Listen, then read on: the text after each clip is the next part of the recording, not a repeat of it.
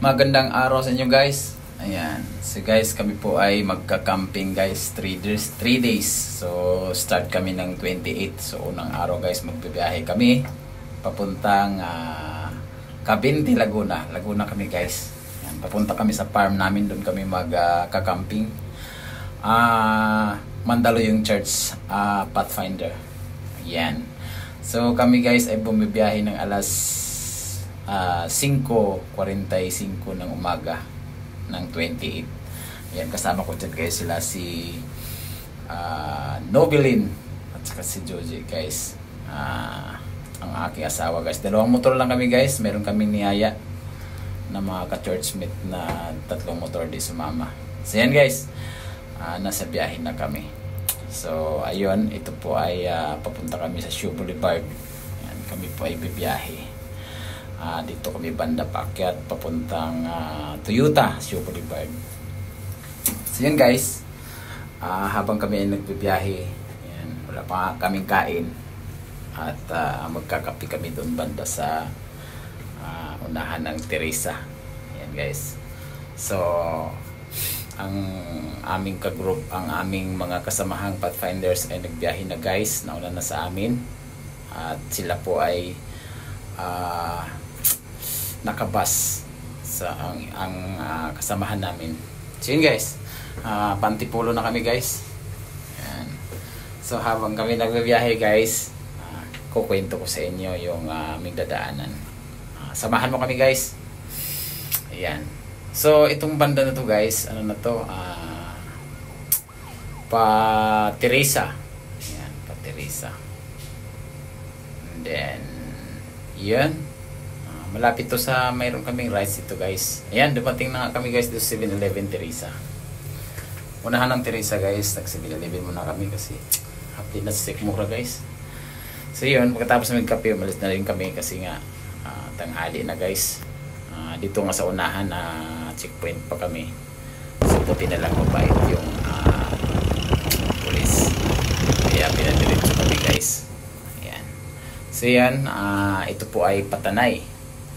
Tanay na kami guys. Mabilis lang po guys. Hindi naman ganun. Mga 3 hours ang biyahe namin guys. 3 hours. So medyo na tagalan lang kami kasi maganda kasi ang tanawin, no? Overlooking. So minto pa nga kami dito guys sa unahan. Merong overlooking dito na makikita yung buong lake. Ayan. So masarap magbiyahe dito guys. Cabinti guys. Cabinti, Laguna. So yan. Ayan dyan guys. Minto kami dito sa unahan. At merong overlooking ang aming tinitignan. So yun guys, dito nga hindi ko na pinakita sa inyong video kasi tumingin lang kami, hindi namin napunan. So yun, paalis na rin kami. Pasensya na guys kasi hindi namin napakita yung view. Kaya dire-diretso na kasi kami, habulin na namin yung namin, yung mga kasama namin nauna kanina. So baka nga sila yung nagtayo na ngayon. Kami rin ay magtatayo din ng tent. So yun, tuloy ang biyahe. So marami pa tayong makikita ng magandang view dito guys. So dito natin pag kayo pumunta dito, maganda papunta sa Laguna. So yun, kung gusto nyo guys na mag-camp guys, meron dito sa Cabinti. Dito parang dyan na rides lang nabili. Dito tayo pumunta guys. So yun guys, ito guys ay paakyat na rin kami ng Cabinti. Malapit na. So sa aming pagbibiyahe guys, awa ng Panginoon, tuloy-tuloy na walang periya. So siyempre bago ang lahat ay nag-pray muna kami para safe ng travel. So yun guys, itong part na to guys, kuhaan na rin to guys, Cabinti. Yun guys, papasok na kami guys sa area na aming pupuntahan, yung campsite. Dito nga namin na nabili ang rides na mga farm. Kasama ko ang mga kapatiran ko, si isang nakabili dito guys, sila Sis Geraldine Luania, Eric Luania, tsaka si Sanchez guys. So almost 1 hectare yung nabili namin dito. So ito po ay aming magiging campsite. So hindi sapat guys ang 1 hectare para sa camp namin kasi marami kami. Kaya nanghiram kami ng lugar din.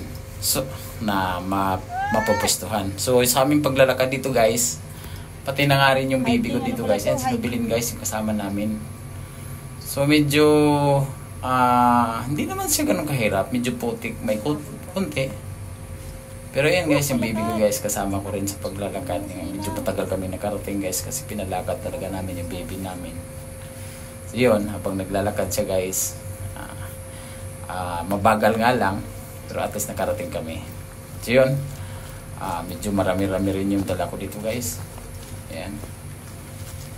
So habang kami naglalakad, may mga pahinto-hinto yan guys kasi mahirap din eh. So hindi sanay kung tuloy-tuloy ang lakad. So yun, bati na kami guys. Yan, dito kami guys. Yan na, nakita na yun, dito na kami pwesto malapit sa sapa guys. Ayun guys, nalinisan na namin. So una, siyempre, tayo muna natin yung luna para pag umulan man, meron ng masilungan. So yun, after nyan, patag-patag. Pero yung ano dyan, hindi pa namin na patag ng maayos, itinayo namin yung tent. Pero kinabukasan, pinatag ko ulit ng gabi. Ang higaan namin guys, di kami makatulog. So pag nag-camp guys, kailangan talaga flat yung pantay yung higaan para hindi mahirap matulog, hindi mahimbing. Ayan guys, tabing sapa din kami dyan guys. So maraming naliligo sa gilid. Yung tunog ng tubig guys, ayan, maririnig mo dyan habang natutulog. Kahit maingay yung tubig guys, patutulugin ka naman dahil natural yung tunog. So yun, habang nag-aayos yung iba din dyan, mga kasama ko na sa palibot, nagtatayo din sila ng mga camping tent nila. Ayan guys, ayan, naka-uniform pa ako na angkas guys. Yan guys, ang mga gustong mamasyal dyan guys, pwede guys, pasyal tayo dyan. And then may maliit kaming sapa dito sa gilid. And then guys, kung gusto niyo talagang malalim at malaking sapa, doon kayo guys sa mayroon pa sa 3 kilometers, mayroon ding cave doon. Pwede tayong mamasyal. Ayan, yan na nga si Mrs. guys, nagpuputol din ng damo para walang mga insekto na makalapit. So yun, so habang kami po ay nag-aayos, meron na kaming pagkain guys, wala nang problema. Hindi na muna kami magluluto. Mamaya pa kami magluto niyan guys, mga hapon, para pang gabi na lang. Meron na kami nakariling pagkain para sa pag gumawa kami, meron ng makain. So yun, medyo matagal nga lang yung pag-prepare ng tulugan kasi pinaka-importante ito guys na magiging safety. Umulan, uminit man siya, hindi na pwedeng palipat-lipat, hindi, dapat magiging sigurado na yung pwestuhan.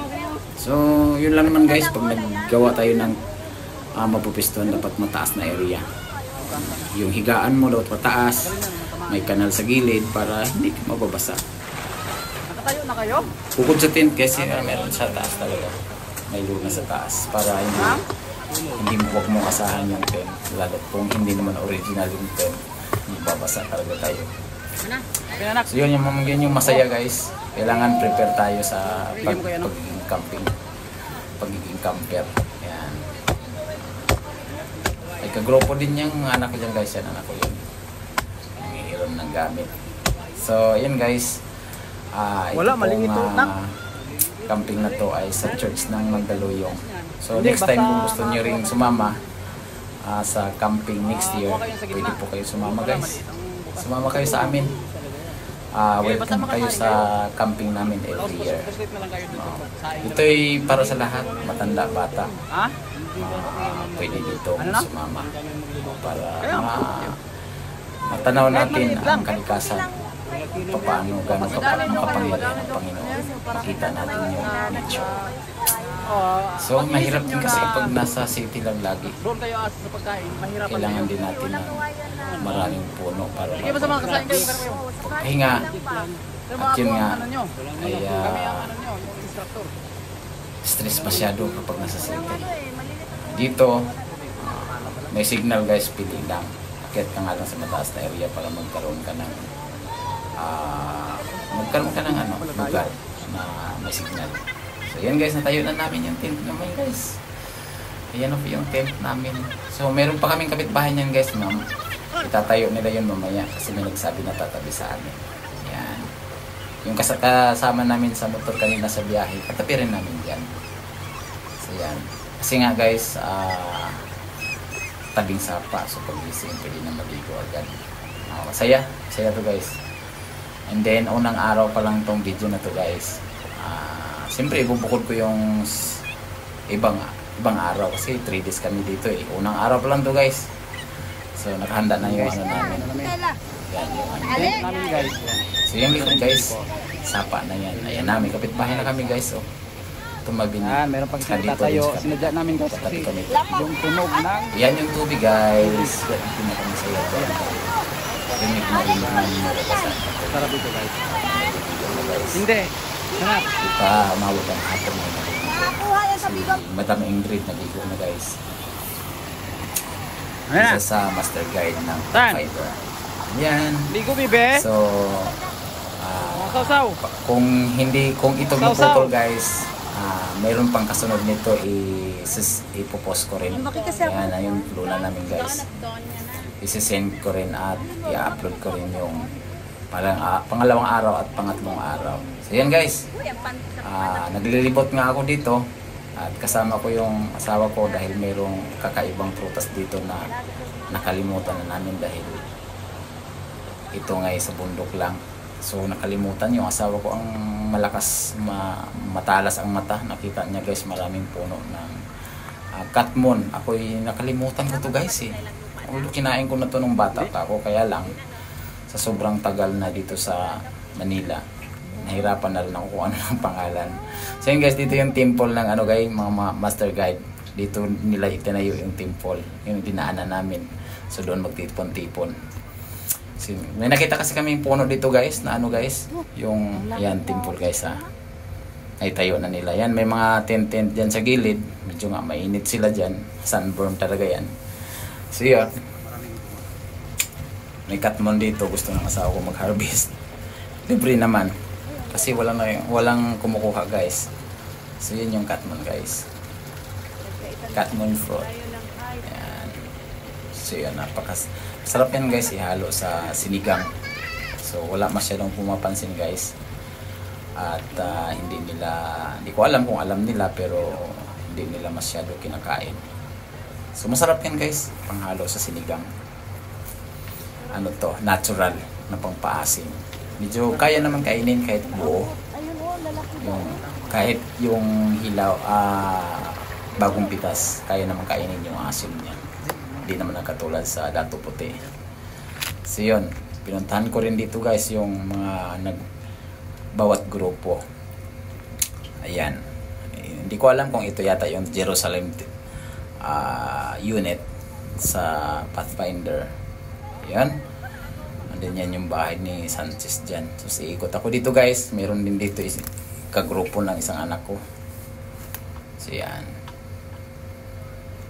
Ayan. Nag-umpisa na kasi guys yung ano nila guys, yung activity.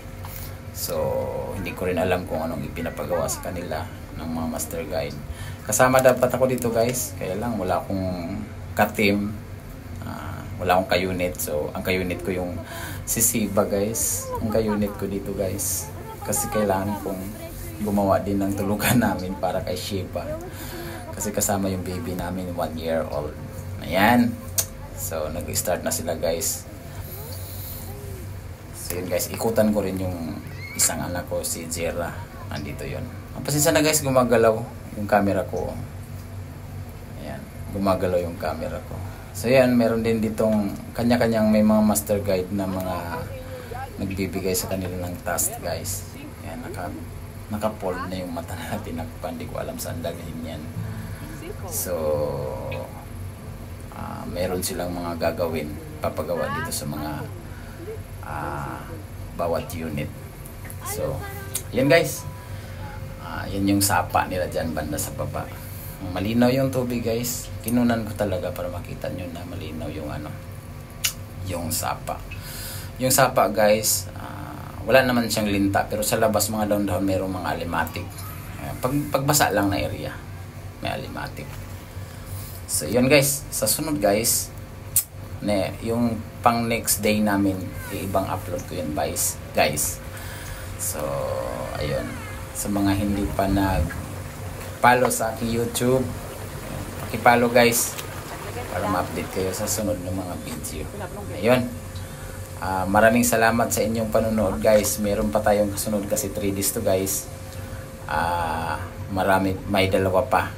So siguro yung Sabat guys, di ako Sabado di ako masyado nakapag video kasi nga Sabado eh.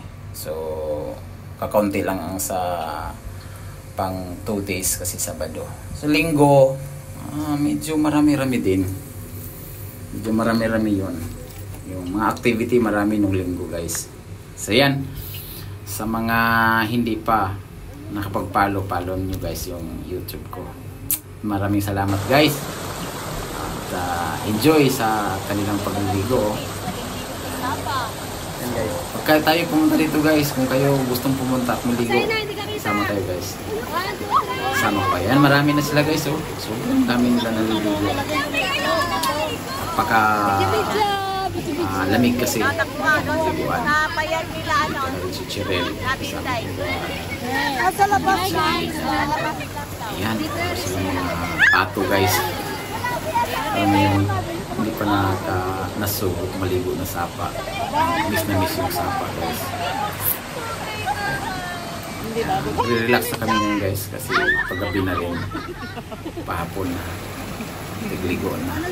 Bukas dyan na naman para sa yun. Sa mga gusto sa mama, ayan, punta kayo dito, samahan ko kayo para maligo. Gagawin kong beach resorts yan. Katabi yan guys ng Abilita Rides na lupa. Katabi yung lugar na yun. So yun guys, every week siguro ako or every month ako makakapunta dito kasi kailangan din makapag-relax. So yan yung medyo overlooking guys yung sa kamay kay Brother Eric ako nakatayo niyan banda. So ang saya.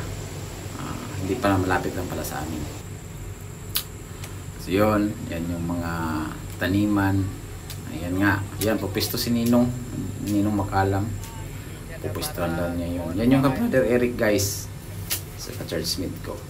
Ano? Ayan guys, bye bye sa inyo. Gagawa ng bahay. Good day. Wala naman nga po eh.